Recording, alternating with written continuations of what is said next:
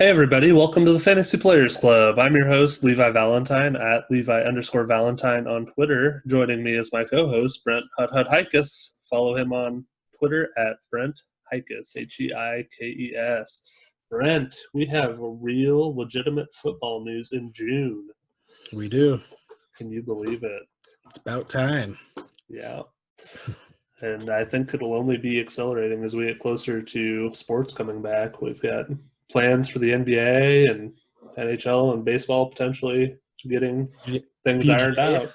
PGA starts on Thursday. That's exciting. Yeah, UFC is back.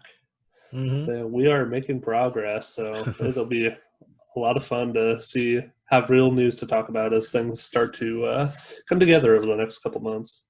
Yeah. So let's dive right into headlines. Like I mentioned, we have big news. Pro Bowl running back Dalvin Cook will not participate in any team-related activities until he receives a, quote, reasonable deal. And this is according to Adam Schefter on Twitter. He's out, a source told Adam Schefter. Without a reasonable extension, he will not be showing up to camp or beyond. Brent, how does this impact him both this season and his dynasty value going forward? I think it'll definitely impact him. Right now, he's probably getting drafted in the late first round, early second round in redrafts and devy drafts. So I think that'll definitely drop his value. It brings Alexander Madison's value up. I mean, his ADP will probably skyrocket in the next couple months as long as Cook says that he's going to hold out. But if you're looking at it in the big picture, I don't know if Dalvin Cook is going to get his reasonable extension that he's looking for. Melvin Gordon didn't get it. Le'Veon Bell really didn't get that. So I can't say whether or not Dalvin Cook is making the right choice right now. But I mean, the Vikings, I mean, if they got to move on, they have Alexander Madison. And I think they're willing to part ways with Dalvin Cook. What are your thoughts? Do you hear that noise? That is Melvin Gordon saying, "No, don't do it." Dalvin Cook has absolutely no leverage here, so it's hard to tell at this point whether he's just bluffing or whether he really is intent on sitting out. But they have Alexander Madison, as you mentioned, who demonstrated last year that he's more than capable of being a serviceable NFL running back, maybe not on Dalvin Cook's level, but good enough to be a replacement either for the short term or the long term. And so with him there, and then with the way the league is moving on viewing these running backs and how they should be compensated and their value long term, especially as they get ready for that second contract, there aren't going to be a lot of other teams lining up to pay Dalvin Cook that type of money that he's looking for. I saw a tweet earlier from Spotrac. The list of running backs set to become free agents, unrestricted free agents after this year, is impressive. It includes Derrick Henry, Dalvin Cook, Leonard Fournette, Kenyon Drake, Todd Gurley, Chris Carson, Aaron Jones, Marlon Mack, James Conner, Alvin Kamara, Joe Mixon, Matt Breida, James White, Kareem Hunt, and Damian Williams. So in addition to having Madison, the Vikings potentially have all of those running backs, or at least some of those if they aren't subject to the franchise tag, that they could sign. Or they could draft another running back next year, whether it be Travis Etienne or the guy from Alabama whose name escapes me at the moment. Help me out here. Najee Harris. Harris. Yes. Yep. So there are a lot of options out there for the Vikings that they really don't have to step up and say, "Oh, okay, Dalvin, we really need you. We're going to go ahead and give you this deal you're looking for." I don't know whether he'll sit out at all, if he'll sit out part of the year like Melvin Gordon did, or if he'll sit out the whole year like Le'Veon Bell did. But I would not be real excited about his prospects in a redraft league, certainly. With his injury concerns, that's another factor. He has long injury history. That doesn't help his negotiating position at all. So really, when you look at short-term solution the Vikings have with Madison, a long-term solution they have with Madison, a free agent, or the draft, and then you look at his injury history, I don't see where he thinks he has any leverage here to get a deal done. I completely agree with you there. I think Madison's more than capable of being the guy for the Vikings in that backfield. The only thing that they would be missing is Now that Madison would move up to the starting role, they would need a backup. I don't think Amir Abdullah is ready for that. I don't think he's good enough. So, if Mike anything, Boone. Mike Boone, that's a possibility, but I would still think they might look elsewhere, like a free agent this year, someone like maybe a Freeman if Cook is really going to take this serious and sit out. Yeah, they have options there too. Yeah, they do. But like you said, he has no leverage here, as we've seen in the past. But you did say that Cook is on another level as Madison. But if you look at the stats, they both average 4.6 yards per carry. Alexander Madison has one fumble every 100 attempts, and Dalvin Cook has one fumble every 65 attempts. And Dalvin Cook has been in this league for 3 years now, and he has only played 29 games. Like you said, his injury history, I mean, why would the Vikings want to pay Dalvin Cook a lot of money when next year, I mean, it's proven where you can get running backs in the 3rd, 4th, 5th, 6th, even undrafted. Look at Philip Lindsay. He was undrafted a few years ago. Chris Carson, Boston Scott were 7th rounders. Aaron Jones was a 5th rounder. Jordan Howard was a 5th rounder. And those guys are on their rookie contracts. Miles Sanders and J.K. Dobbins, Nick Chubb, they were all 2nd rounders. Joe Mixon was a 2nd rounder. And Kareem Hunt, Devin Singletary, Alvin Kamara, James Conner, Kenyon Drake, a lot of those guys that you just mentioned that are going to be free agents next year, they were 3rd rounders. Alexander Madison was a 3rd rounder. So I think the way the NFL is going these days, it's good to get running backs on that rookie contract. And a lot of those guys that you mentioned won't be getting the money that they're hoping for next year. So I feel bad for these running backs. I really do, because the wear and tear on their bodies at the end of their short 5, 6, 7 year career, if they're lucky, is tremendous and impacts them for the rest of their life. And they deserve to be compensated for that. But the way the league is correctly valuing these players, it's just not going to happen to the degree that they would like it to. You're better off from a team construction standpoint, investing that money in your offensive line, investing that money in a quarterback, investing that money in receivers. It's more efficient to pass the ball in the modern day NFL, today's NFL, than it is to run the ball. That doesn't reflect the toll that the receivers and the quarterback have on their bodies compared to these running backs, but that's just the reality. That's supply and demand. That's the market setting the price. And I really do feel bad. I feel bad for Derrick Henry. I feel bad for Dalvin Cook. I read an article on The Athletic this week, and it was about, maybe you can help me out with the name here, Brent, the Nebraska he was a fullback for the 49ers in the glory years, who played for Tom Rathman, now a coach for the Indianapolis Colts. And he's like, I think 65 is what the article said, and he can barely walk off the field at this point because of the toll his body took during his career. And he was known, as played fullback and known for dishing out, not avoiding contact, but seeking it out, if anything. But even if it's not to that degree, these are aches and pains that they're going to deal with for the rest of their life. And that's the price they pay, and they get well compensated. But compared to some of the other positions, they fall well short, and that's just the reality. So I'm sorry, Dalvin Cook. I wish that they would pay you what you think you deserve, and maybe what you do deserve if we were adjusting for price per hit or price per ache and pain for the rest of your life. But I just don't think it's going to happen.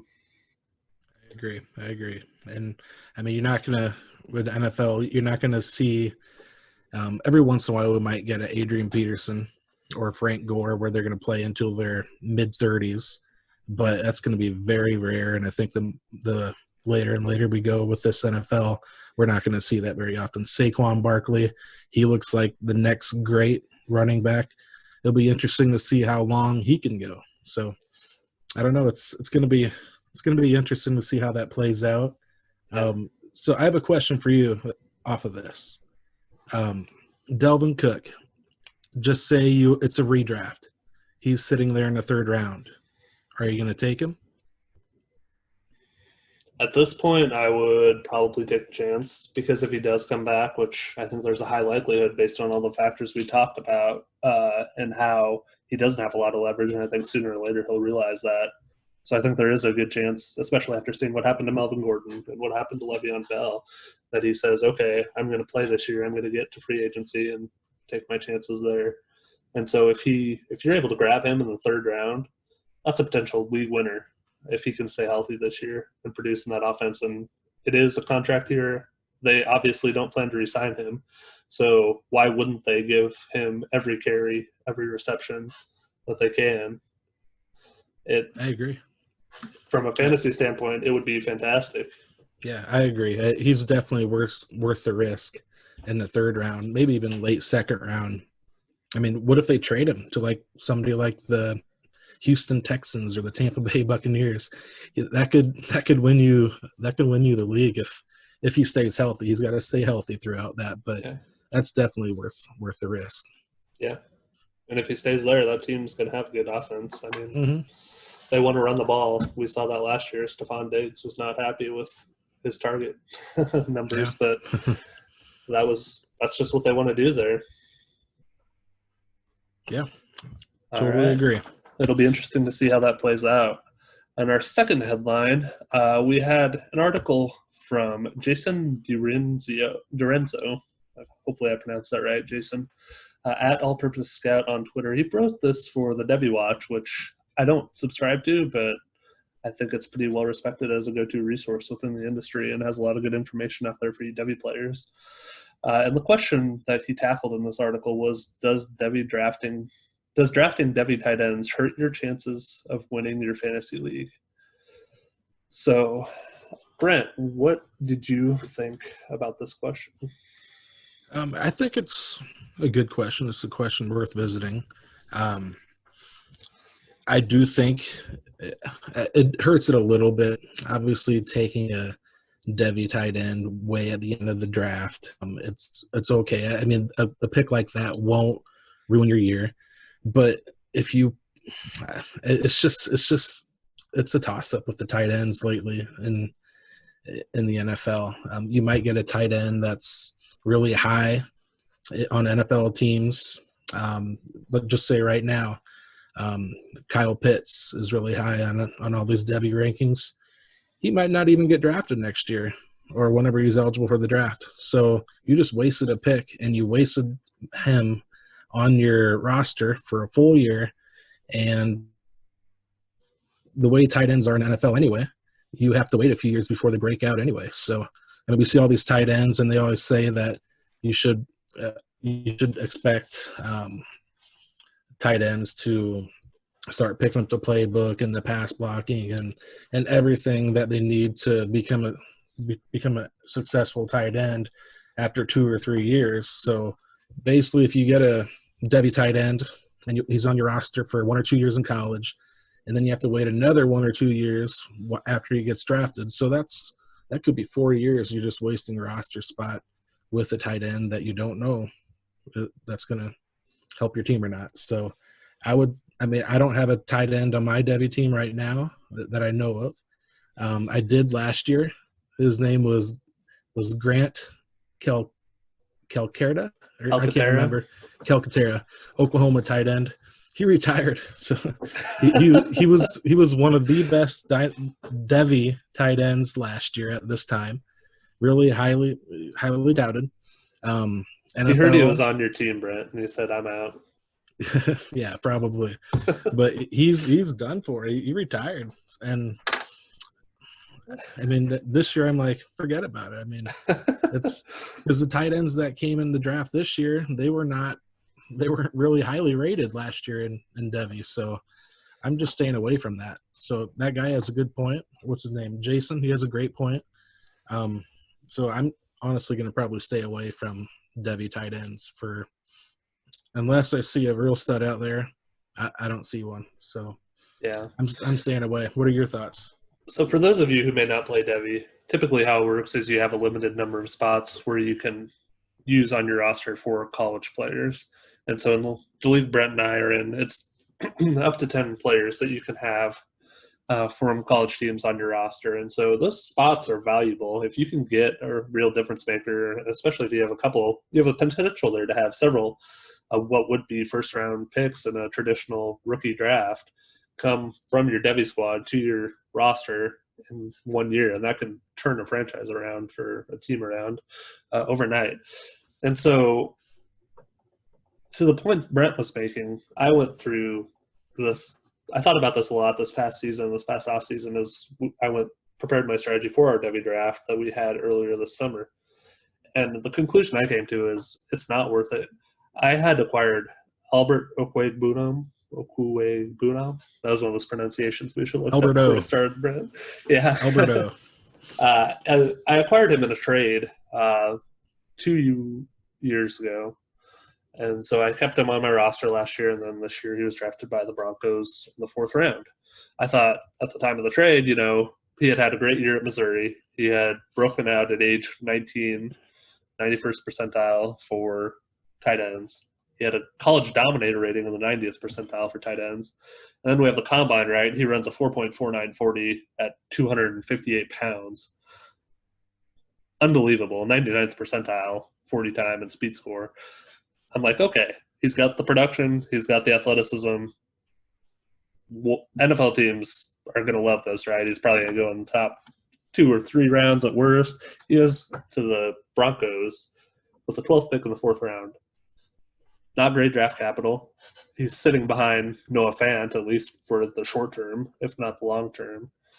And I'm like, what did I get out of holding him on my roster for 2 years? I mean, it could be a worse. He could have went undrafted or retired like Grant Calcaterra. But it's not the outcome that I was hoping for. And then you have the other point Brett made where these players can take a couple of years before they're actually productive. So like last year you had Noah Fant and TJ Hawkinson in the 1st round. And when you look at their production last year, Fant was tight end 16. Hawkinson was tight end 31 in PPR scoring. Neither one of them were usable. We're optimistic maybe they'll be starter level at tight end this year, but who knows? It could be next year. It could be never. So there's an additional 2 to 3 years in the NFL potentially. When you look at, I went back and looked at 1st round tight ends. That's what we hope, right? We take a devy player on use our roster spot, one of those 10 spots on him. We hope he gets drafted in the 1st round. That's the ideal dream outcome. Mm-hmm. And maybe you had him on your roster for 1 year, maybe you had him for 2 or 3, hopefully 1. That's the ideal situation. But so I went back and looked at the 1st round tight end. So we had Fant and Hawkinson last year. The year before, we had Hayden Hurst, who was the only 1st round tight end. Drafted into Baltimore. They've been throwing to the tight end a ton since they drafted Hayden Hurst, Lamar Jackson, and Mark Andrews all in that same draft. Hayden Hurst hasn't been great. He was tight end 34 last year. You look at the year before, we had O.J. Howard, Evan Ingram, and David Njoku all in the 1st round that year. So these are the guys going into their 3rd year, 1st round draft capital, great athletic profiles, particularly O.J. Howard. Well, all 3 of them really, Howard, Ingram, and Njoku. None of them have had, like Ingram's had flashes where he's been really productive when he's been on the field, but he hasn't been on the field that much. Njoku, tight end 85 last year, 85. O.J. Howard, tight end 29 last year, and now he's got Gronk in front of him, so I don't see that getting any better this year. Ingram, if he can stay healthy, maybe he's tight end 1 this year, but who knows? And these are guys in their 3rd year now, so if you have them on your devy squad, you're waiting 4 years before you get any production at best. There were no 1st round tight ends in 2015 or 16, and in 2014 it was just Eric Ebron. So the history on 1st round tight ends isn't great, and that's what you're hoping for when you put these guys, because you're only taking the cream of the crop if you're taking a devy tight end. And then you look at some of the guys who came out of nowhere. Brett, last year we had Hawkinson, Darren Waller, Mark Andrews, George Kittle, who were all relatively productive. I mentioned Hawkinson wasn't great last year, but he was a rookie. Hopefully it gets better this year. But if you were a devy player, you weren't drafting TJ Hawkinson before his senior year in college when he relegated Noah Fant to 2nd fiddle. So he was probably available in your rookie draft the next year, or if you have combined every rookie draft, you could get him there. You didn't have to use a devy spot on him. Same thing with Darren Waller, Mark Andrews, and George Kittle. Waller was a 6th round draft pick out of Georgia Tech, spent, 5 years in the league before he had his breakout year last year, battled a variety of substance abuse issues, but God bless him, he was able to overcome all that and seems to have his life back on track, and that's fantastic. But you weren't having him on your devy squad, and you probably didn't even have him on anybody's roster prior to your rookie draft last year. So he was out there to get. You had Mark Andrews, third-round draft pick out of Oklahoma, but he got drafted by the Ravens the same year that they took Hayden Hurst in the first round. So I was able to get Mark Andrews in the third round of a rookie draft that year, and I think that's probably pretty typical for where he was going, because you're like, okay, well, they took a first-round tight end. He's behind that guy, and then tight ends take forever to produce anyway. So he was available, most likely. And then you had George Kittle, who was taken in the fifth round out of Iowa and turned out to be a stud. So that was a pretty good pick. Yeah, there are tons of opportunities, even if you don't waste the devy spot on a tight end, to go ahead and add these guys to your roster and have potentially one of the top tight ends. So, Brent, do you want to talk about how it can take these guys a while to develop, and like those last year's top 5 in PPR? Let's run through those real quick.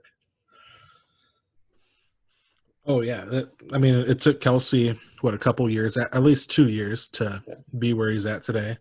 Kittle, it took him a few years. It's crazy how Darren Waller, it took him 5 years, and now he's he's up, in my opinion, he's probably up there with Kittle and Kelsey.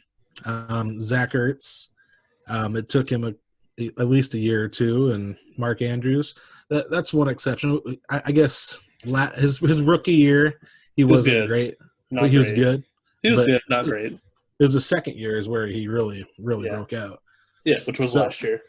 But I mean, like you said, nobody had them on the devy radar. I was thinking about last year's devy rankings if I were to see it this year. So June 2019, I bet players like Hunter Bryant from Washington, Grant Calcaterra, Alberto, Noah Fant. So we'll look at those 4 guys. Those 4 guys are probably in everybody's top 5 devy tight end list last year. Hunter Bryant, he went undrafted free agent to the Lions. So the Lions might have something there, but probably not. Grant Calcaterra retired. We mentioned that. Noah Fant actually lost his job. Wait, Noah Fant was 2 years ago. My bad. But I'll use him as an example too. Noah Fant, he was one of the highest rated devy tight ends. He actually lost his job his last year at Iowa to TJ Hawkinson. Fortunately, they both still got drafted in the first round, so it worked out pretty good for both of them, but we're still waiting on them to break out. And like you mentioned already, Alberto, he went from one of the top devies last year to, you said 5th round? 4th. 4th round? Yeah, like I said before, I think I'd stay away from devy tight ends. And if you're looking to get a tight end, maybe you can get these guys that we're waiting for to break out. Maybe you can get O.J. Howard for cheap. Maybe you can get Evan Ingram for cheap. Maybe you can get Njoku for cheap. Hayden Hurst, he's on a new team right now. Maybe you can get him for cheap. Yeah. Maybe if Dallas Goedert, Jonnu Smith. Yeah. Jonnu Smith played for Florida International or Florida Atlantic, one of those two. Mm-hmm. Dallas Goedert was at South Dakota State. Nobody had him on their devy roster. You went through the top 5 from last year: Kelsey, Kittle, Waller, Ertz, Andrews. The only 2 you maybe had on your roster were Ertz, who had played for Stanford and was drafted in the 2nd round, or Andrews, who was at Oklahoma but didn't get drafted into ideal situation. You probably weren't happy about that when he did get drafted. Kelsey was a 3rd-round pick out of Cincinnati. You probably didn't have him on your devy roster. Kittle, 5th-round pick out of Iowa, and Waller, a 6th-round pick out of Georgia Tech. There's no way you had them on your roster. Yeah. So there's tons of opportunity, and there's always these guys that pop up. Like Cole Kmet probably wasn't on very many devy rosters last year. First tight end picked in this draft this year. And you had Devin Asiasi, who was taken by the Patriots. I don't remember anybody talking about him. Dalton Keene. Yeah. So the answer to your question, Jason, is yes, it probably does hurt your chances of winning your fantasy draft or your fantasy league. We think there are 3 surefire tight ends out there in devy right now, with Pat Freiermuth at Penn State, with Kyle Pitts at Florida, and with Brevin Jordan at Miami. But who knows? The history, based on what we've seen from these past first-round picks since 2014, is not kind, and I didn't go back any further than that, but I imagine it's probably not a lot better. So use your limited devy spots and your valuable draft capital in a different way, and I think you'll be pleased with the results. Unless you want to go Iowa tight end. They, they seem to have these tight ends coming out of there all the time. Yeah. I can't think of the current one, but Iowa, I got to give it to them. Even though I'm not a big fan of Iowa, got to give it to them. They do put out some pretty good tight ends. I think you're the only one to say a nice thing about Iowa this week after everything that's going on there right now. So very true. We'll see if that continues going forward. It's certainly an interesting time for that program. All right. With that wrapped up, we're going to move on to our rookie mock draft. As a reminder, we are on the second round tonight. I will give Brent the first pick again since he's still old and ugly and I'm still young and beautiful. To recap the first round real quickly, Brent had the first pick there too. He took Clyde Edwards-Helaire.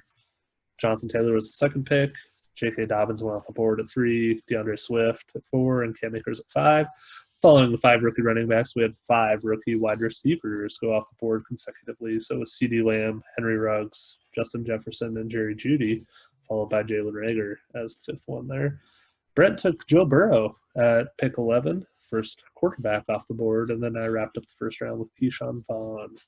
So Brent, who is going to be pick 13, the first pick of the second round?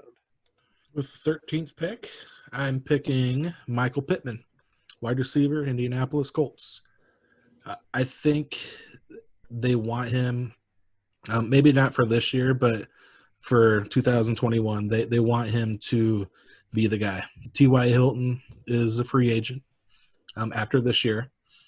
And if you've noticed, over the past, this is probably Phillip Rivers, probably like 17th year, 16th, around there. Does he have more years in the NFL or kids? I'm not sure. It's probably even. But he does like the tall, big-bodied, fast receivers, and that's what Michael Pittman is. He's 6'4". If you remember, Vincent Jackson was one of his favorite receivers back in the day. Keenan Allen's a big guy. Malcolm Floyd. Mike Williams. They drafted Mike Williams. Those are all big-bodied guys. Antonio Gates. Those are all big-bodied guys, and Tyrell Williams too. That's another one. I thought he just threw to the running backs at this stage in his career, though. Yeah, based on Austin Eckler's year last year. Yeah, he did have a great year. But with Pittman, I bet Phillip Rivers was talking with them, saying to go after him. So I see a lot of Phillip Rivers in that pick, and I expect a good year. I think he will definitely beat out Paris Campbell. T.Y. Hilton might beat him in fantasy points this year if he stays healthy, but I wouldn't be surprised if Michael Pittman's the number 1 wide receiver at Indianapolis this year. What are your thoughts? Yeah, T.Y. Hilton has a hard time staying on the field, and Paris Campbell wasn't able to get on the field all last year, so there's certainly opportunity there for him. Phillip Rivers should be able to get him the ball. It'll be interesting to see what that looks like if Phillip Rivers is still comfortable going down the field and has the arm strength to do it successfully or not at this stage in his career. I guess we'll see. But yeah, Pittman's profile is impressive. He had second pick in the second round of the NFL draft, so that speaks well to as far as draft capital. 6'4", 223. Prototypical size to be out there at receiver, the big body, like you mentioned. His best comparable on Player Profiler is Dwayne Bowe. So Dwayne Bowe's career didn't go exactly how you hope Pittman's might, but that's not a bad comp to have. Yeah. Had a really good dominator rating in college. Didn't break out super early, but he was productive at USC. So, yeah, I think that's a good pick at this point in the draft, and I think Pittman has a chance to be a really good player for a long time. Good. I will go with Denzel Mims. So, similar prototypical size, speed combination here. I think he's probably a little better athlete than Pittman, but he did go a little later in the draft with the 27th pick in the second round out of Baylor, going to the New York Jets. Nice target for Sam Darnold there on the outside, 6'3", 207. Ran a 4.3840 at the combine at that size, which is very impressive. athleticism across the board is just fantastic. Incredible producer in college. Dominated the receptions and yards and touchdowns out of the Baylor backfield in that offense with Matt Rule last year. 42% college dominator rating, 85th percentile. Broke out at age 19, 67th percentile. So he's got the production, he's got the athleticism, he's got the size. I think there's a lot to like here with Mims. Best comparable on Player Profiler is Chris Godwin. So we saw what he did last year. If Mims can come close to that anytime soon, he'll be really happy. I think he has a huge opportunity that he steps into in New York. A great situation with what we think is a decent young quarterback in Sam Darnold. He hasn't been great thus far, but he's not afraid to throw it into tight windows, even if that does result in a higher number of interceptions than we would ideally like to see. That doesn't affect Mims' fantasy potential there. The receiver depth chart is not great. They have Jamison Crowder probably working out of the slot the whole season. Rashad Perriman, who came on a little bit last year in the absence of Mike Evans and Chris Godwin in that Tampa offense, but we'll see if he can do that again. It took him a long time to finally produce in the NFL. And then you have Denzel Mims sliding in there in the depth chart, Vincent Smith, and Braxton Berrios. So I think there's a huge opportunity here for Mims to develop into Darnold's go-to receiver, get a ton of volume, and put up a lot of fantasy points. Yeah, it's not a bad pick. He is a little bit lower in my list, but, I mean, who else do the Jets have besides Crowder in the slot? Crowder will take a lot of the targets. I think if Chris Herndon, their tight end, could stay on the field, I think he'll take a lot of the targets too. But next in line is Mims, and Mims could get similar targets to those two guys too. So, I mean, it's not a bad pick. He is just a little bit lower on my list, mainly because he does play for the New York Football Jets. So, I mean, not bad. Can't give you too much crap about it. Thanks, man. I'm just a little bit shocked that you picked him over a few other receivers that are out there. Is one of those receivers going to be your next pick? No, actually no. So next pick, this will be pick number 15, right? That's correct. Antonio Gibson, running back / receiver for the Washington Redskins. I know the Redskins have a lot of running backs. They have Adrian Peterson, Darius Geis. I love how you list Peterson first, as if he's going to be still the number one back on that backfield. What is he now, 34 or 5? I think it's 35. Oh, my gosh. I mean, it wouldn't shock me to see Adrian Peterson get the most carries out of that backfield. So Peterson, Geis, and Bryce Love. I don't think Antonio Gibson really has to compete with those guys because they already have a plan for Antonio Gibson. He's going to have his own special role. He's going to play a little slot. He'll line up at running back. He'll be in the game when Adrian Peterson's out there or when Geis is out there. Geis and Bryce Love, they have an injury history. Who knows how long they'll stay healthy.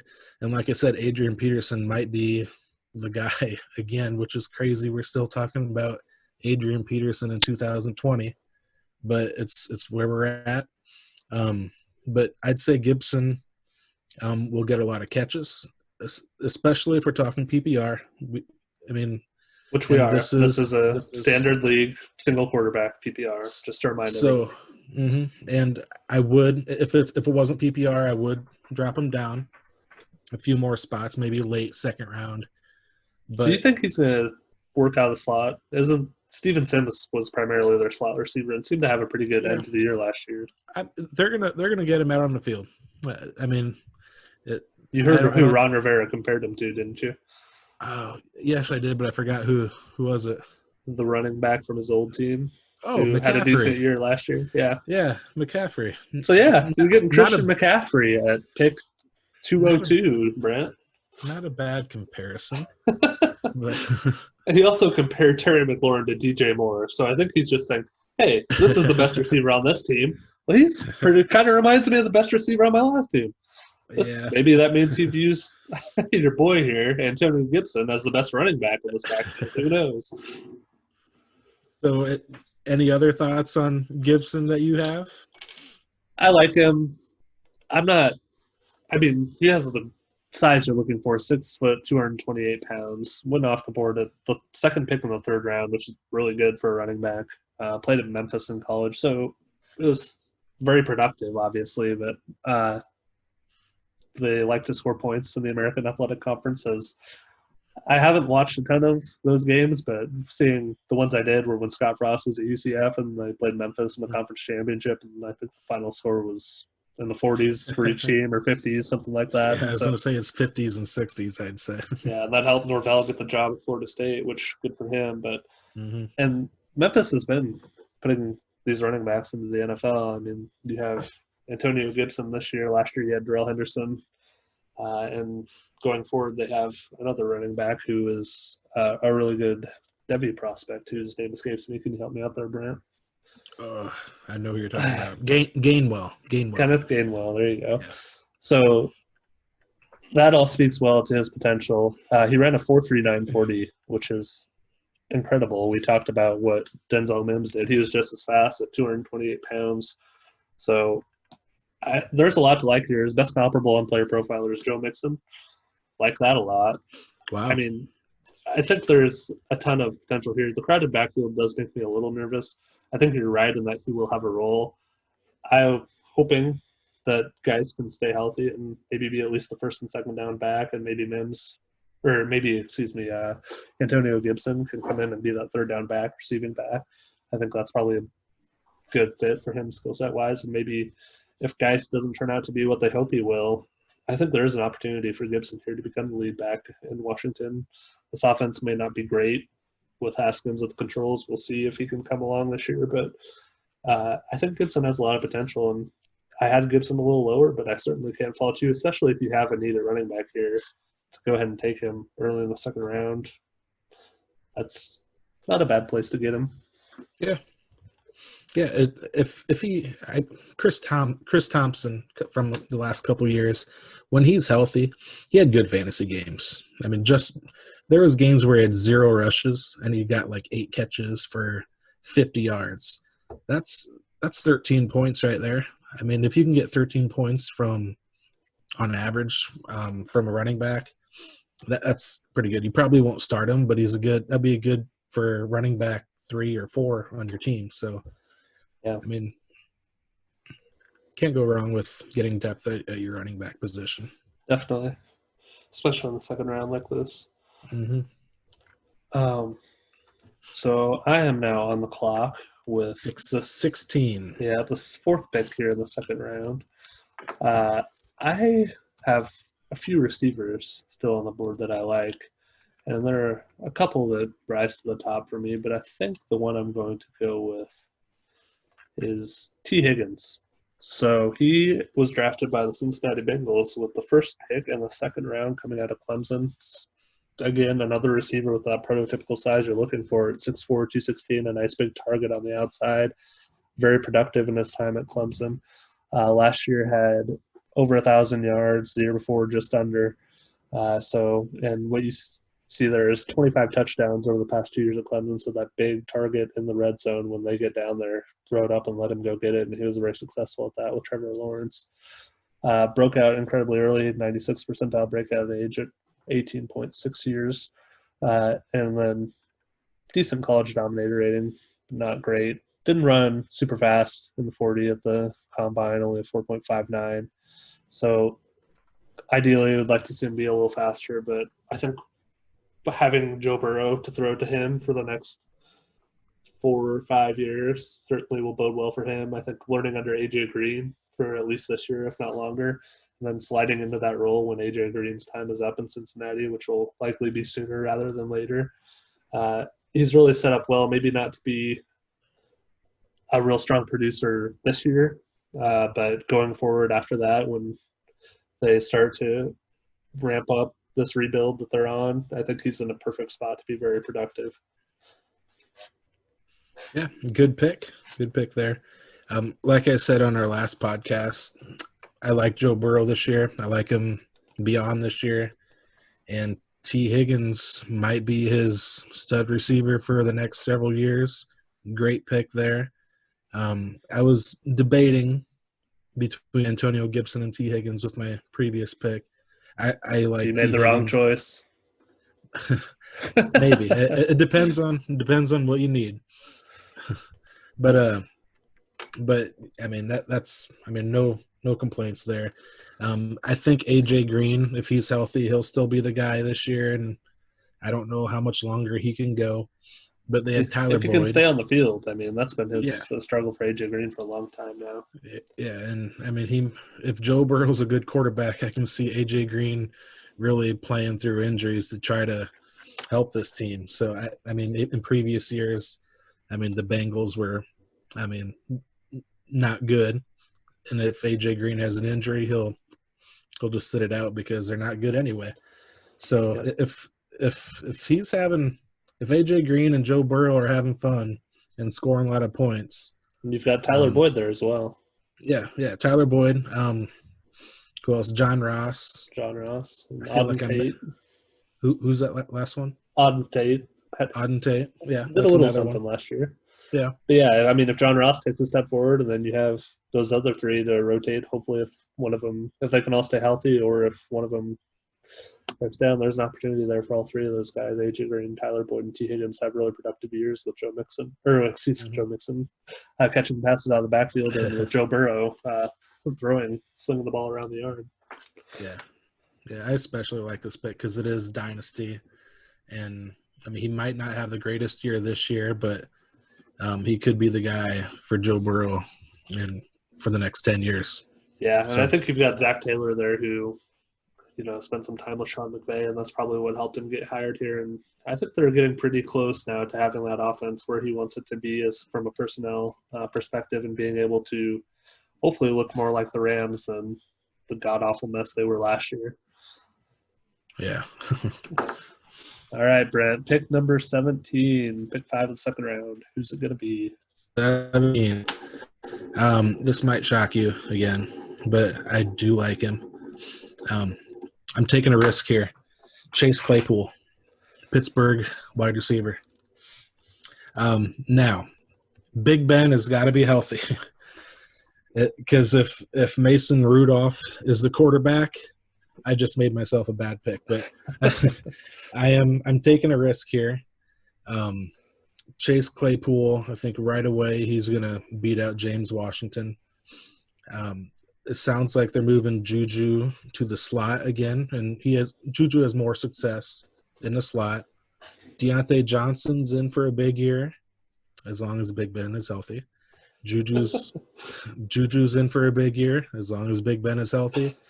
And Chase Claypool could have a pretty good year, once again, as long as Big Ben is healthy. Now, but like I said, if Mason Rudolph is the quarterback, I'm sorry I gave you this advice. It's dynasty, Brent. You don't have to apologize. But well, at least not for that reason. The Steelers really like to throw the ball around, and I don't know how many years Big Ben has left in him. Maybe it's just this year, but I'm sure they'll be trying to get someone to replace Big Ben after this year. If he is gonna retire, they're not gonna roll with Rudolph.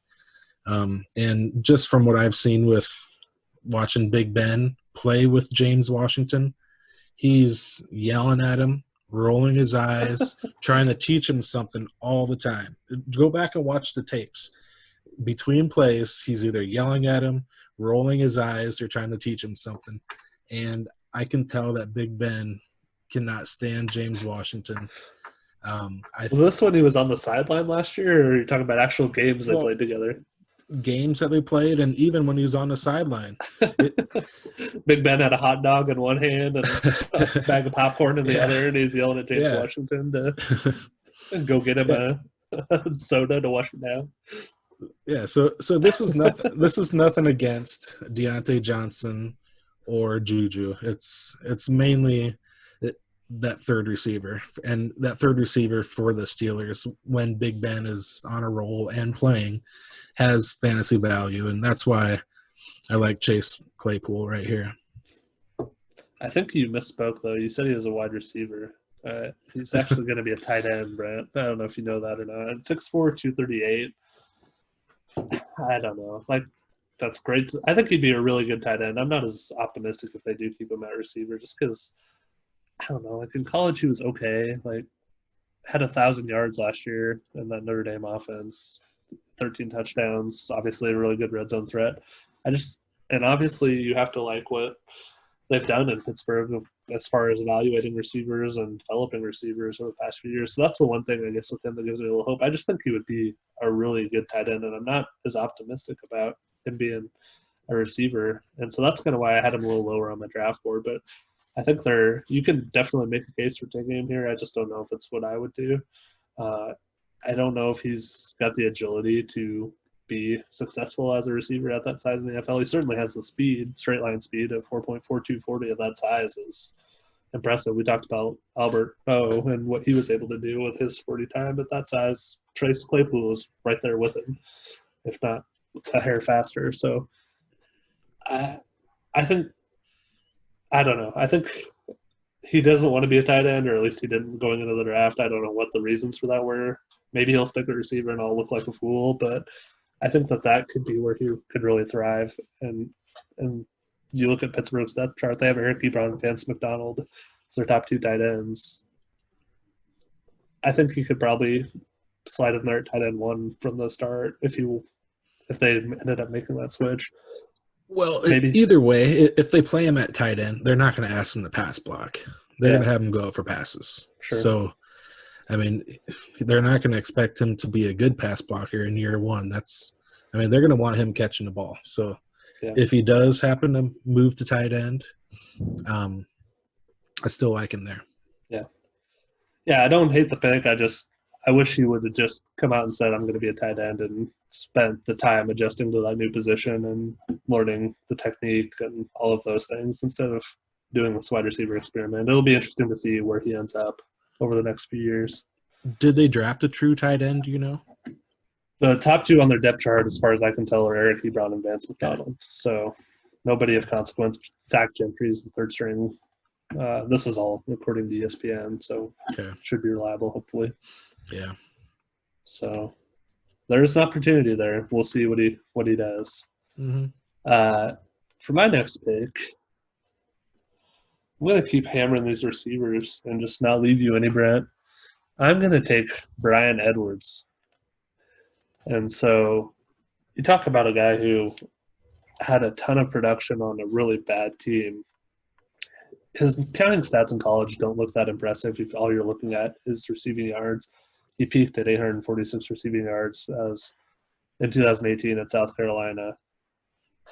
And then he had 816 last year on 71 receptions on 113 targets. So, like, just from a raw numbers perspective, I think that's kind of why he gets overlooked from a lot of fantasy players. And he wasn't able to test at the NFL Combine because of an injury. So he's really kind of a black box prospect from an athleticism perspective. But when you look at what those receiving yards, and he had 6 touchdowns each of the past 2 seasons, that was good enough in that offense for a 48% college dominator rating, 94th percentile. That's how bad that offense was. And he had to overcome all of that to get the production that he was able to muster. And so that is pretty incredible. He's got again, you might be picking up a trend here on my picks. He's got prototypical size, 6'3", 212 pounds, taken at the 17th pick in the 3rd round by the Raiders. They need someone on the outside with his physical profile. They have Tyrell Williams, who was decent last year, but I think Bryan Edwards can probably overtake him in pretty short order and provide something that they don't have with Henry, a different skill set than what they have with Henry Ruggs, a different skill set than what they have with Hunter Renfrow, Darren Waller over the middle of the field. I think there's a lot of potential there for Bryan Williams to be that outside receiver, fill that role for the Raiders, and really, hopefully, soak up a lot of targets in that offense. Yeah, that's a good pick. I can't complain about it. I do like the situation that he's in, and it really looks like the Raiders and Gruden are trying to revamp the whole situation that they had at wide receiver. Um, I, I mean, I obviously think Ruggs will be the guy, but Brian Edwards could very well be that number 2. Renfro, I can see being in the slot. He's just Edwards just has to beat out Tyrell Williams for his targets. And right now it's a toss-up for me, but I think he eventually could do it by the end of the year. Waller will take a lot of the targets at tight end. Josh Jacobs will be getting a lot of touches running the ball. I think Lynn Bowden will get a lot of the receptions coming out of the backfield too. So there's a lot of targets to be shared at Las Vegas, but I do like the situation, and you can really tell they're trying to revamp that wide receiver position. Yeah. So it's not a bad pick. Yeah, the way I kind of rationalize what you talked about as far as who will be competing for those targets is you probably have Bowden, Renfro, and Waller all competing for those short to intermediate, middle of the field type targets. You have Henry Ruggs stretching the field with his speed. And then you have Brian Edwards, who's kind of potentially left with everything else. So Yeah. intermediate or deep routes and maybe some short type stuff on the outside as opposed to being in the middle of the field. That's all there for the taking. So I think there's certainly a role for him to play in that offense if he's able to develop. Good. All right. Next pick. What are we on? 18? 19. 19? 7th pick of the second round. I suppose I'll do it. You sound excited about this pick, Brent. He's a first rounder. Sometimes you just gotta bite the bullet, and if someone falls to you, you just gotta take it. Honestly, I did this. I wasn't a big fan of Odell Beckham back when I drafted him 5-6 years ago. That worked out all right. He fell big time in our draft, and I was like, all right, I'll take him. He was a first rounder. I'll take a chance. So it worked out pretty good for me. So in this situation, I'll take Brandon Ayuk. There we go. Arizona State guy. Did pretty good his senior year. Arizona State has a few good players that I'm looking for in devy next year. The quarterback sounds pretty good. So maybe Ayuk's good season might have been helped out by that quarterback, Daniels, I think it is. Yep, Jaden Daniels. Yeah. But he's in a pretty good situation, I'd say. I really like Deebo Samuel for the Niners. I still see him taking a lot of the targets and touches away. All in the 49ers running backs there. Does it concern you at all for Deebo that they took another receiver in the first round? To me, that always sends a message that we aren't entirely comfortable with what we have at receiver at this point when you spend that kind of draft capital on another receiver. I don't think it was anything against Deebo. They just need someone else to play with him. I still think Deebo is going to have a much better year than his pretty good rookie year. Ayuk has the opportunity to be that number 2 guy there. I know they like to run the ball, and Kittle will still be getting a lot of those touches. But Ayuk could benefit by being the second or third receiver, and maybe he'll be the number 1. They drafted him in the first round, so they're definitely looking for a lot of production out of him. So, yeah. What are your thoughts? He had a really good year last year. It was the first time he'd really been productive. He only had, at the D1 level, he had 474 yards in his junior year, and then last year he was a senior, had 1,192 yards, 8 touchdowns, was very dynamic, 672 yards and a touchdown on special teams. So that certainly speaks well to his potential. 40% dominator rating, 82nd percentile. Had a late breakout because he went to junior college. And so if you count the junior college, he did break out of junior college. And so that would have spoke well from a analytical perspective to his ability a little bit earlier. So I think if you adjust for that, and then making the change to Arizona State, where N'Keal Harry was obviously a mega producer there the year before and ended up getting selected in the first round by Patriots, you can kind of craft a story about why Brandon Ayuk didn't do as much as we would have liked, or didn't really break out until his senior year. But when he did last year, he had an incredible year. And so clearly that was a huge factor and something that the 49ers looked at when they took him in the first round. He's got good size. It's 205 pounds.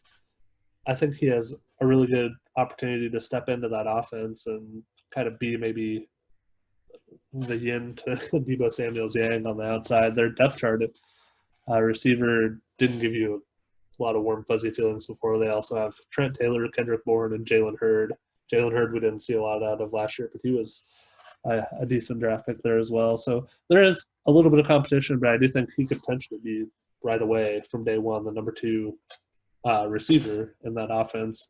You do have, like you mentioned, the competition at tight end from George Kittle, who's probably the true number 1 pass catcher in that offense. Yeah. And as you mentioned, they want to run the ball. So maybe not a ton of targets, especially in the first year or two, but certainly an opportunity there for Ayuk to have a role. Mm-hmm. All right. So that leaves it to me at pick number 20 overall. Don't pick my guy. Second round. No promises. Who's your guy? I don't know. Pick first. Is it Laviska Shenault? No. Well, your guy sucks then, obviously.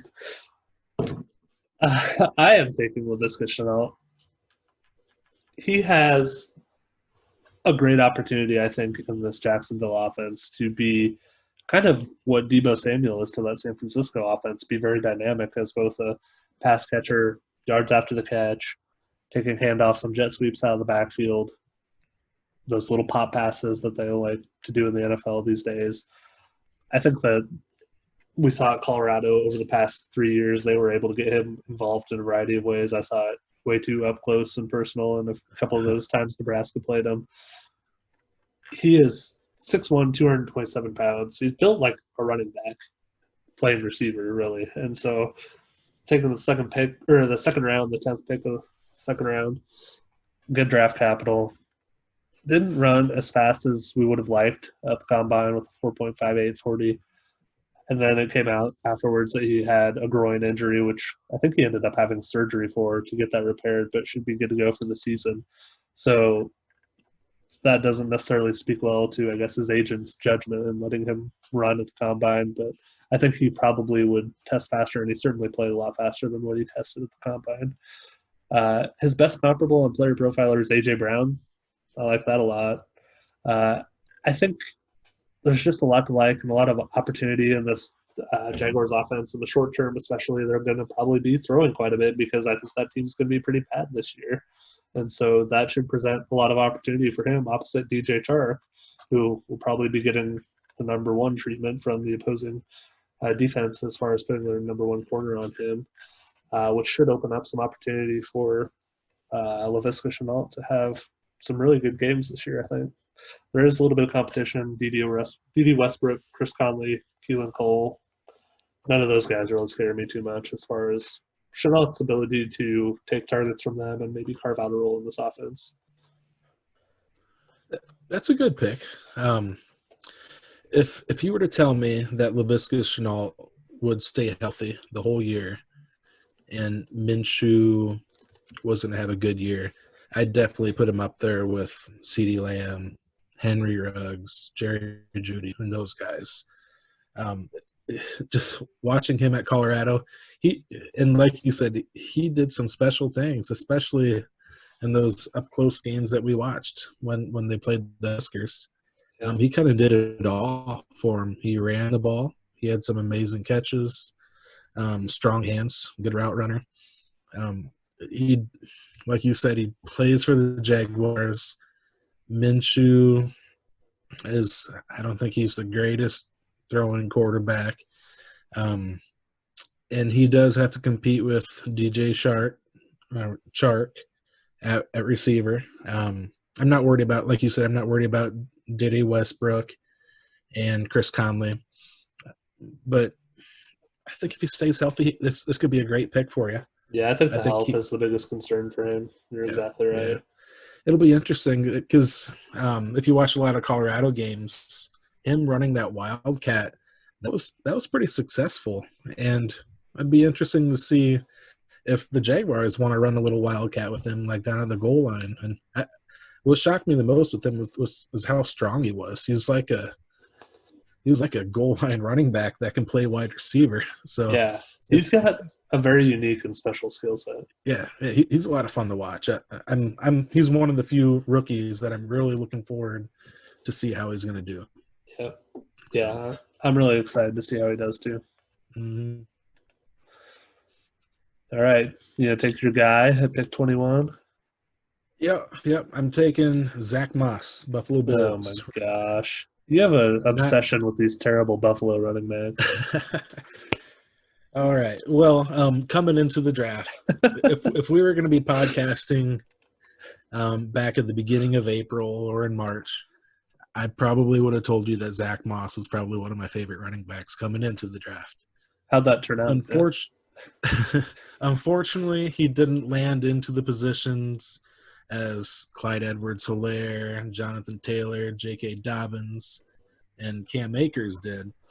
But I mean, it's growing on me. At first, I hated it because I own Devin Singletary in a lot of my fantasy leagues, and Devin Singletary is one of my favorite running backs coming into the draft last year. You're weirdly obsessed with Devin Singletary too. You took him really high in our Superflex draft. Oh, come on. He'll be all right. What was it, like your fourth or fifth pick? Something like that. I'll look it up. You keep talking. Okay. The Bills, they want to run the ball. And they have a good offensive line, and they're just going to pound it. And I understand that Devin Singletary might not be getting all the carries because of Zach Moss. They don't have anybody else that can back up Singletary. T.J. Yeldon is not the answer. So I'm a big fan of Zach Moss, and I'm a big fan of Devin Singletary. They'll be stealing each other's thunder. Devin Singletary might be driving the Bills down the field, get him to the 5-yard line. Then they'll put Zach Moss in there, and he'll score the touchdown. So if one of those guys happen to get hurt for a long period of time, definitely try to have one of those guys in your starting lineup. Doesn't matter who it is. Either way, I'm a big fan of Singletary, big fan of Zach Moss. Unfortunately, they play on the same team, and I think I'll be owning a lot of Zach Moss shares this year. So what are your thoughts? I just struggle with finding a lot to like with Zach Moss. He was very productive in the Pac-12 last year, over 1,000 yards, 1,400 yards, actually, with 6 yards per carry and 17 touchdowns. Decent receiver, 28 catches on 28 catches on 29 targets for 388 yards. So I guess you can like that. But then you look at his athletic profile, and he ran a 4.65 40 and did 19 reps on the bench, and he's going into a timeshare at best for the next few years. I mean, at this point in the draft, the running backs are all going to have their issues. So I suppose he's as good to take a shot on as any. But when I look at some of the other players that are still on the board, including a couple other running backs, there are probably a couple I'd like a little better. He's got good size. He's 220 pounds, so he does have that going for him. And he was very elusive in college. So, I mean, maybe it pans out. Maybe he takes Singletary's job. I'm really not a huge Singletary guy either, but I think Zach Moss is okay. I'd probably take a shot on him a little bit later is all. I mean, you got to realize that with the way the NFL is going right now, you're going to see timeshares all the time.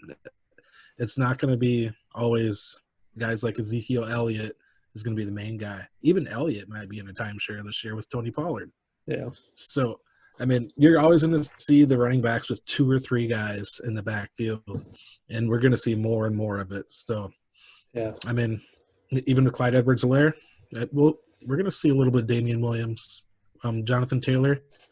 We're going to see a little bit of Hines and Mack, J.K. Dobbins, Ingram, maybe Gus Edwards, maybe Justice Hill, DeAndre Swift, and Kerryon Johnson. You're going to see that everywhere. So, and the Bills, I mean, I know they're the Bills, but look out for the Bills this year. Just saying. Look out, huh? So, yeah. You a Bills Mafia member or what? AFC champs? AFC champs? AFC East champs? AFC championship. And, yeah, probably. So who are they beating? Are they beating the Chiefs or the Ravens? No, I'm not saying they're going to win the AFC. No, but I'm saying to get to the championship, they have to beat either the Chiefs or the Ravens, most likely. I mean, I think they can beat the Ravens. That'll be interesting. They had a really good year last year. You got to love Bills Mafia. There's no doubt about that. But and the other thing that makes me a little nervous on Zach Moss is just he went back for a senior season. So that always gives me a little bit of pause, especially with running backs where we mentioned the wear and tear as far as Dalvin Cook and how that impacts the length of their careers. Using an additional one of those years on taking college carries instead of professional carries always just gives me a little bit of pause because I'd imagine that he probably didn't get the feedback from the NFL scouts that he was looking for as he went through the pre-draft process, and that's probably why he came back for his senior year. He was this 22nd pick in the third round, which is honestly higher than I expected him to go. So that speaks well to him, at least how the Bills felt about him. And so maybe they see a role for him in this offense, and I think that's probably what you were going for when you mentioned all the positive things he does have going for him. I'm just not quite there with Zach Moss. Okay.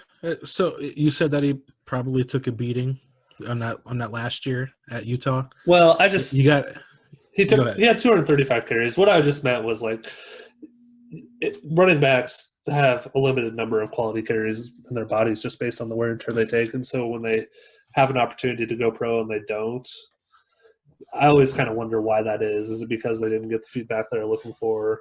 That's probably the case in most cases because as we're seeing with running backs, the sooner you get to that second contract, which is really where you hope to make most of your money if you are successful in those first 4 to 5 years, the better. And so waiting an additional year to start that clock is not a great decision for most backs if they have a choice. I get it. But the carries that he had in college were against the big and tough Pac-12 defenses. So you got to remember that.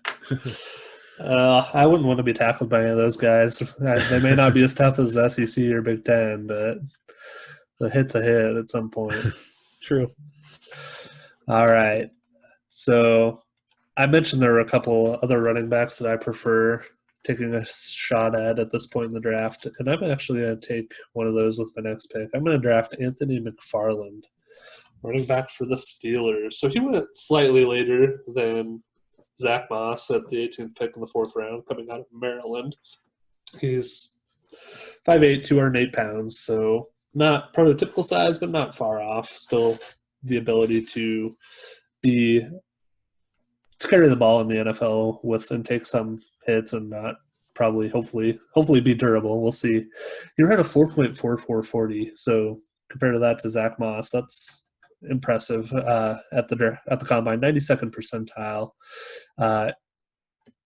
Had a couple of years at Maryland where he was productive. He didn't have a great year last year, only 600 yards, but just that explosiveness, I think, really is something different than what you see in all the other backs in Pittsburgh.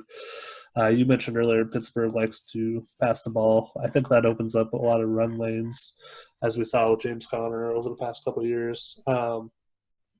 Jalen Samuels is there as well. So McFarland does have a couple of guys in that backfield to overcome to potentially get a share of the workload similar to what we saw we're likely to see from Zach Moss in Buffalo.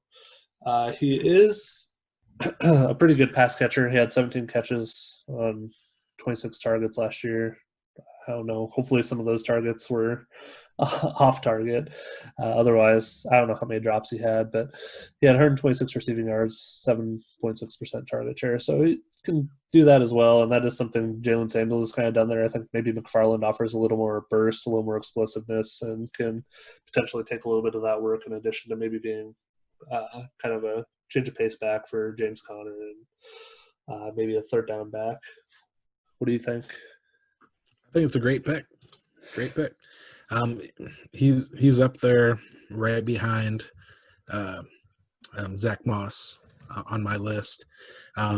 I don't think – I mean, he's going to beat out Jalen Samuels. He's going to easily beat out Benny Snell. So the only guy that's ahead of him is James Conner. James Conner is going to be a free agent next year. He'll be looking for that money. And like we said, teams like having their running backs on that rookie contract, and Anthony Mcfarland could be that guy to close this year, and he could be the guy for the next couple of years for the Steelers, and in a pretty good offense, especially if, like we said before, if Big Ben's the quarterback. Yeah. I do like the pick. I remember seeing Maryland highlights all the time. It was more 2 years ago than last year. Anthony Mcfarland was breaking like a 70-yard run like all the time whenever I see those highlights, and he looked pretty good. Yeah. Good pick. Can't complain about it. You like Little Booger, huh? Yeah, I do. I got him on 2 of my devy teams already, so I hope we're right about him. Hopefully his not devy, dynasty. 2 of my dynasty teams. Hopefully his professional career goes a little better than Booger's stint as Monday Night Football color commentator. Yeah. All right, next pick. Last one of the second round for you. Don't mess it up. Oh, boy. This is a tough one. I'm going to go with A.J. Dillon. A.J. Dillon for the Packers. He was good 2 years ago, just like we were talking about Anthony McFarland. He was good 2 years ago for Boston College. He's not much of a receiving back. He does have Aaron Jones to compete with, and goodness, I forgot the receiving running back for the Packers. Jamal Williams. Yes. Obviously, I don't think he's going to take Jamal Williams' spot because Jamal Williams is more of a receiving back. If anything, A.J. Dillon's going to cut into Aaron Jones's time at running back in the first and second down. And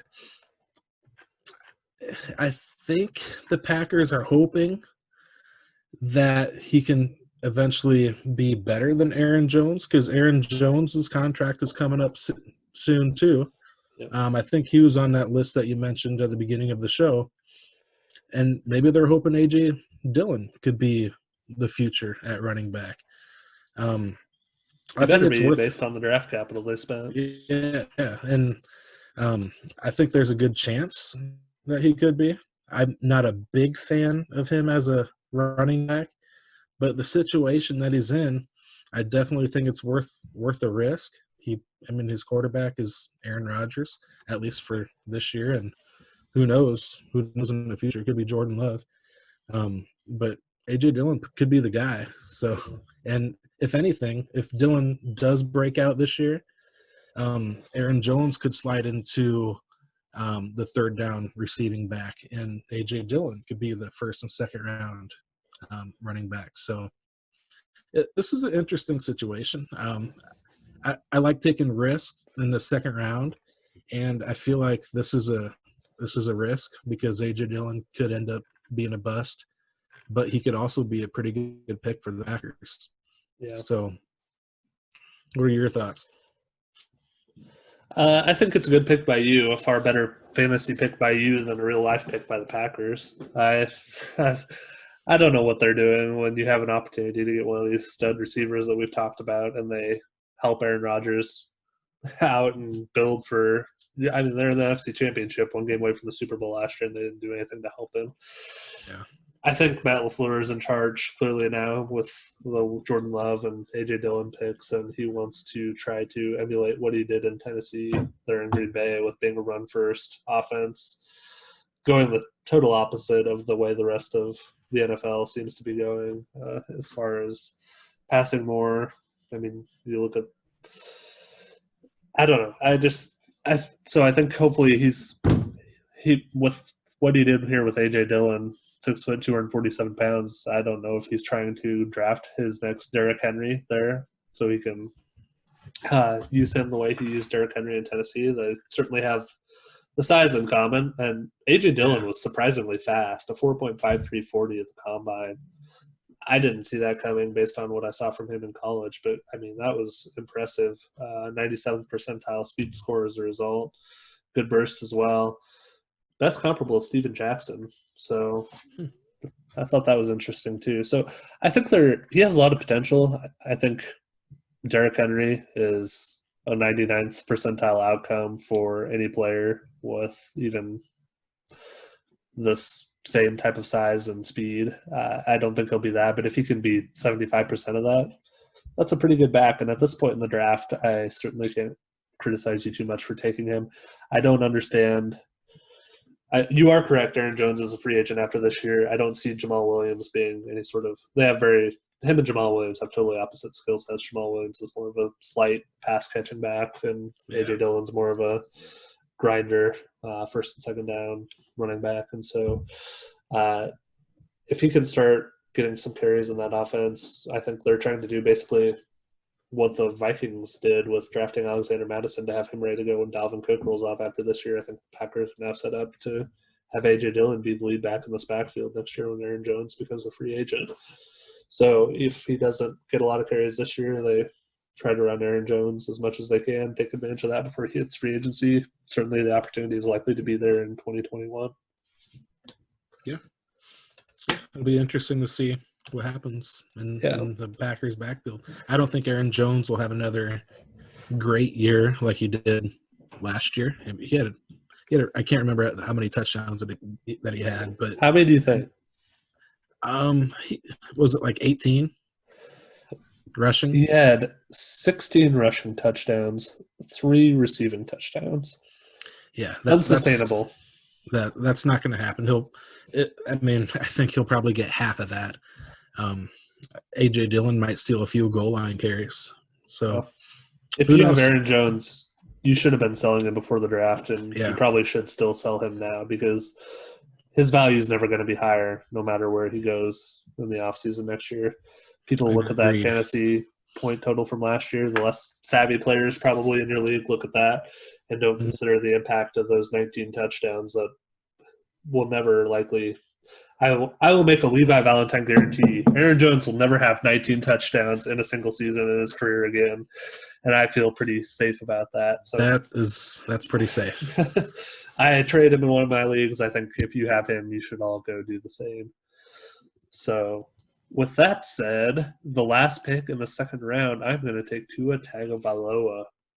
Tagovailoa? We'll just call him Tua. See, we did pretty good last episode on these pronunciations, looking them up beforehand. We got Joe and Gata right. This episode we didn't get those all looked up. So Tua, I think, is going to be a really special NFL quarterback. Same as Laviska Shenault. Basically, his only concern is injury. When he was on the field at Alabama, he was exceptional, and I think we kind of took it for granted.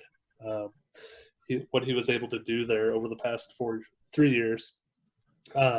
Starting in 2017 when he took over and was able to guide them to the national championship in that game, and then 2018 when he was a starter, and his statistics are unbelievable. So in that 2018 year, the last full year he played with the injury last year, he had almost 4,000 passing yards, 43 touchdowns to 6 interceptions. Last year he had 33 touchdowns, 3 interceptions. His accuracy is unbelievable. He had a tremendous receiver core at Alabama, but I think it's easy to see the level of talent that Tua has. It wasn't all the receivers. It was a lot of his arm talent and his ability to place the ball where his guy can get it and the defender can't, that resulted in those types of numbers. So he, really transformed that Alabama offense. I think it's easy to forget the Alabama quarterbacks of old and Nick Saban's offense of old, where they were ground and pound, have a quarterback that's a game manager and doesn't make mistakes. And Tua really brought that offense into the 21st century. And instead of winning games, 17-9 or, scores like that, they were winning games 40, 50 to 21 or 28. Or, they were putting up a lot more points, and that offense just exploded from a production perspective. And I think a lot of that was a result of Tua. I think him being the second quarterback off the board is probably a steal for the Dolphins at the 5th pick, and Joe Burrow certainly deserved all of the accolades and being a top quarterback in this draft based on the year he had last year. But Tua is right there with him, and I think they have a higher long-term ceiling than Joe Burrow. Okay. Well, I can't knock you for taking Tua with this is the last pick of the second round, right? Yeah. So the value at this point. Yeah, it's a pretty good value, and in my eyes, he is the number 2 quarterback in this draft when we're talking fantasy. He is he's accurate. I'll give you that. But if you look at last year he was over 71% with his accuracy, which is awesome. Completion percentage. Yep, with his completion percentage. But if you look at the 2 games that he played against top 25 opponents, he was 56% against those teams. After that Clemson national championship game a couple years ago, Clemson players said that they saw a weakness in him in reading defenses. You have to read defenses in the NFL. They're going to try to throw you off all the time. I mean, you're going to be facing teams like the Clemson defense all the time in the NFL. And if they see that's an issue, they're going to really take advantage and try to hurt you that way. They disguised coverages throughout the game, confused them big time. And as you remember, he didn't have the best game in that national championship game a couple years ago. Now with his health, Pitta, I can't remember, Dennis Pitta from the Ravens about 7 years ago. He had the same injury as Tua 7 years ago. He tried coming back the next year. The same thing happened. He tried coming back 2 years after that, and the same thing happened again. So we've seen in the past, a player couldn't come back from this type of injury. I'm rooting for him. At the last pick in the second round, it's a good pick. It's definitely worth the risk. It's just I don't think I like him as much as you do. I like Burrow a lot more than Tua. Yeah, I think the injury risk is baked into his price here at the last pick of the second round. You mentioned a couple of the games that he had, and specifically that Clemson national championship game. In that game, he was 22 of 34, so 65% completion percentage, 295 yards, 2 touchdowns. He did have 2 interceptions. That's not a bad game for the criticism from the Clemson defenders. So maybe not his all-time best game, but certainly I would be happy with that if I were him. I think the risk with Joe Burrow, as we talked about last episode, is just that he has the one good year, and he wasn't that exceptional or really even that good the year prior. He wouldn't have likely been, anywhere near the first overall pick if that had been his senior year. So I think when you look at the risk with Tua, I think it's primarily the injury risk for me. I think when he's on the field, I don't have a lot of concerns about his ability to perform in the NFL based on his resume, his college resume. And it certainly wasn't perfect, but he has a much more extensive track record than Joe Burrow. And so for me, that gives me a lot of comfort as far as the risk profile for his transition to the NFL. So to me, it's really Tua's injury risk versus Joe Burrow's relatively short resume. And I think, I am getting Tua here at the 24th pick versus where you took Joe Burrow overall at the 11th pick. So, a full round later. Yeah. I mean, like I said, it's a good pick where you got him at. But I don't think I mean, yeah, I agree that he has more better games than Burrow. Burrow played what, 15 games this year, 15 great games, right? Tua Best played best season in college history for a quarterback. I think that's pretty safe to say. mhm. Passing season. Tua played how many years? 2 years, 2 full years, pretty much, right? Besides the injury late last year. So, I mean, it's only a little bit less than a season more. Experience or good play that Tua had than Burrow when you're looking at that. So, I mean, you can't say that Tua has a great few years, several whole career better than Burrow. Burrow is older and, in my opinion, wiser. Getting taught by Urban Meyer, and then he went to another college at LSU with Orgeron and their offensive coordinator that escapes my name. So he's Joe Brady or Steve Ensminger. Yep. So I mean, it'll be fun to see this play out, but I'm a big fan of Burrow. Not as high as you are on Tua. I think actually Herbert is closer to Tua than Tua is close to Burrow. So my thoughts. Yeah. It'll be fun to see it play out. It will be. Speaking of fun, we have our next segment now, the Fantasy Lifeline. And this, we have our first call, Brent, on the Fantasy Lifeline. And it is from a very special guest. So I'm going to play this for you, and we're going to get your reaction live on the air. Are you ready? Yes, I'm ready. All right. Hey guys, first time, long time here. I'm in the middle of my dynasty draft, first year for it. We're just setting the league up, and I'm in trouble. I thought I was doing good until I look back to my roster here. It's in ruins. Got Patrick Mahomes at the first pick. After that, I got no quarterbacks behind him, 2 rookies and a second-year guy, Dwayne Haskins, who hasn't done anything, probably never will. I got 1 running back that's projected to be a starter this year, Jonathan Taylor. After that, it's a couple 50-50 split guys, then nothing. My receivers is where I put a lot of draft capital. I got Mike Evans, second guy, Terry McLaurin, who knows. Tight end, I got Austin Hooper, feeling good. Then I remember Cleveland doesn't throw to their tight end. They're a wreck anyway. They still have Njoku.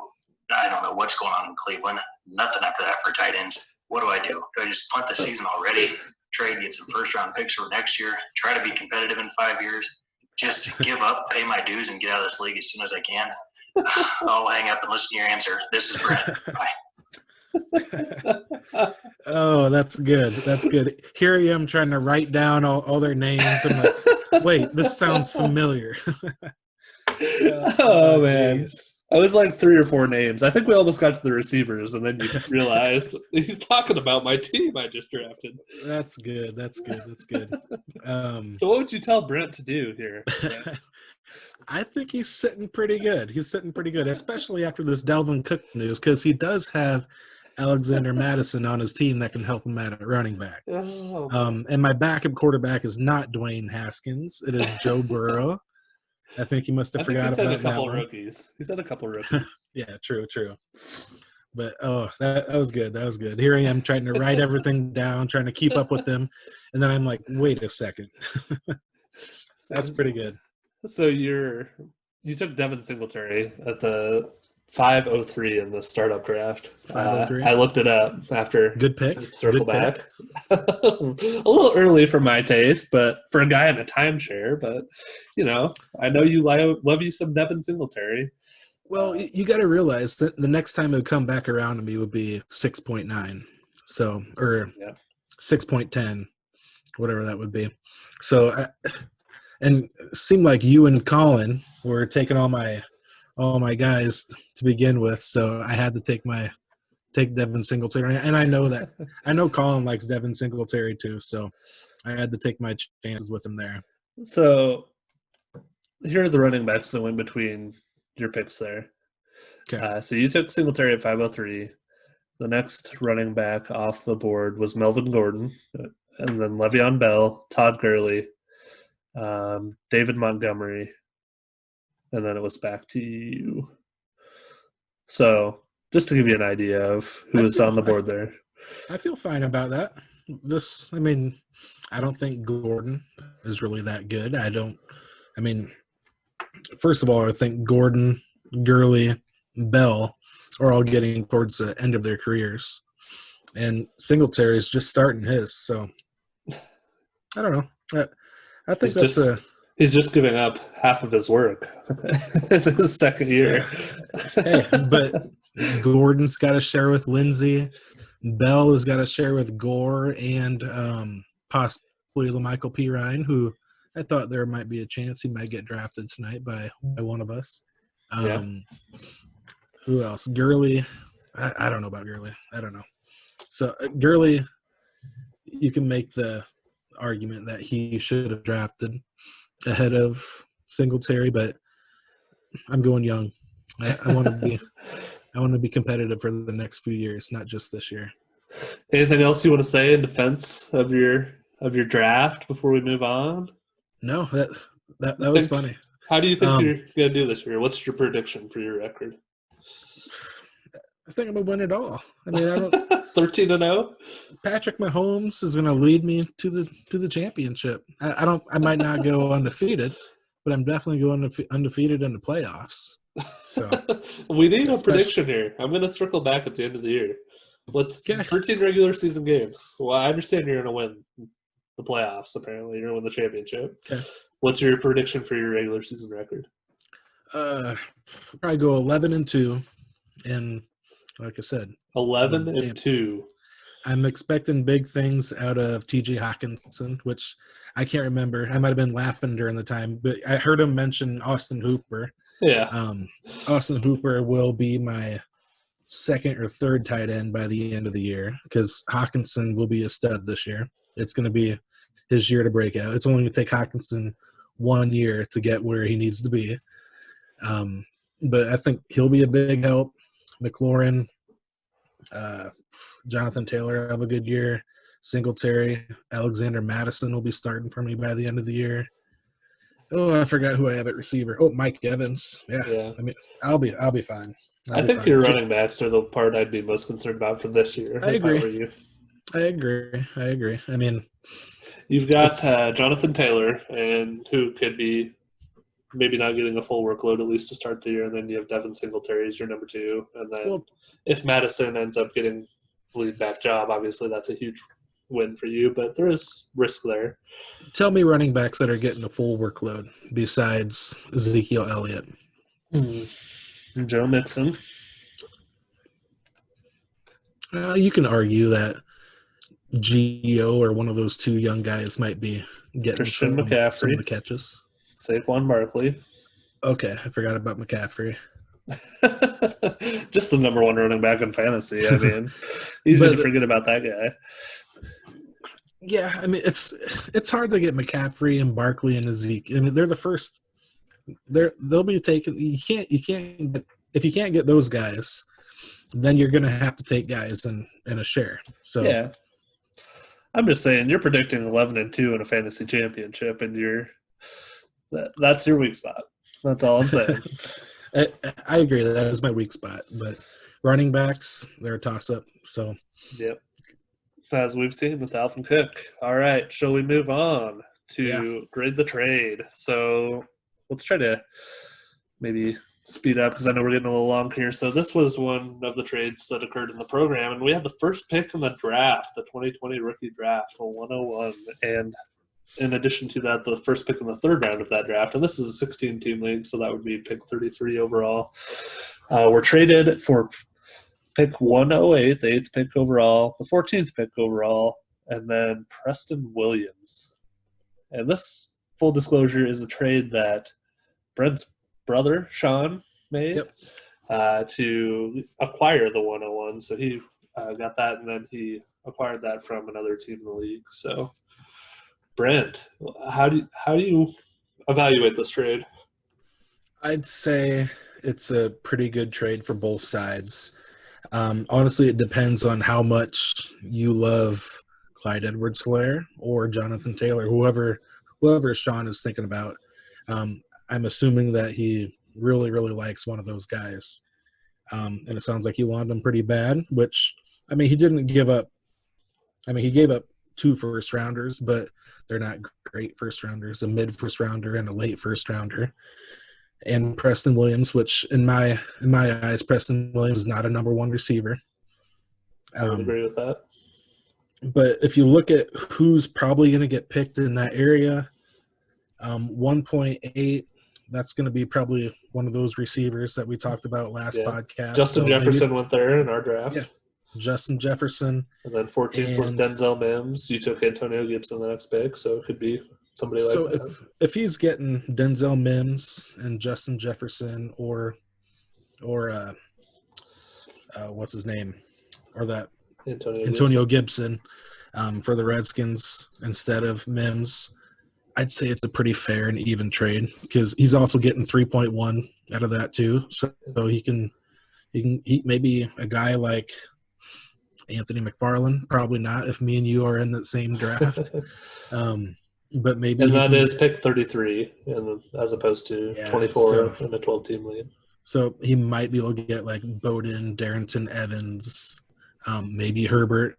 So, I mean, I think it's a pretty good trade. I mean, with how much I like Clyde Edwards-Helaire, I would rather be in Sean's position. But I agree.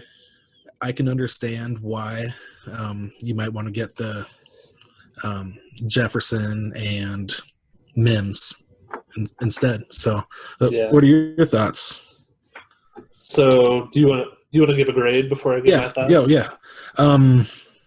So first, let's have you grade Sean. He got the first pick in the draft and the first pick of the 3rd round. Well, since I'm grading it, you know how much I like Clyde Edwards-Helaire. Sean very well could get a A- for the trade because I'm a big fan of Clyde Edwards-Helaire. Coach Sam Winters, he gets himself a B. He got some pretty good value for the first pick. Obviously, he's not as big of a fan as I am of Clyde Edwards-Helaire or Jonathan Taylor. And he was deep at running back, as should be noted. He has Mixon and he has Le'Veon Bell.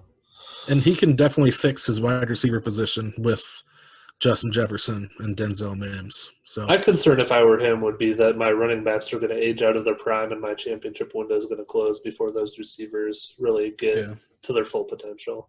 So he is taking a bit of a risk there. So what grade would you give him then? I'll give Coach a B. Give him a B? Okay. Yep. So I agree with your grade for Sean.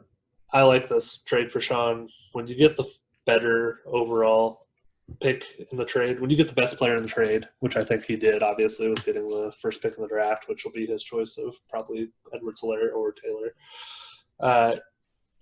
That is my preference in trades, is always to get the best player, even if I'm giving up more assets, and he clearly did that here. So I agree with your A- grade. I'd probably give Coach C+, maybe. I don't know. I'm not a huge fan of Preston Williams. He's fine. Like, he's maybe equivalent to a second rounder if he were on his own, if you were just doing a 1-for-1 trade.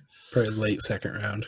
Yeah. So it's a decent trade for him. I would suspect he could have gotten a little more if he really wanted to push it, but it's not going to ruin his franchise for years to come or anything. And I probably would have just taken the player, and he could always trade that player later if he wanted to, or maybe if he would have waited until right before the draft or during the draft, he could have potentially gotten a better offer. That draft isn't for several months. So he did okay, but I think he could have gotten a little bit more if he had been a little more patient.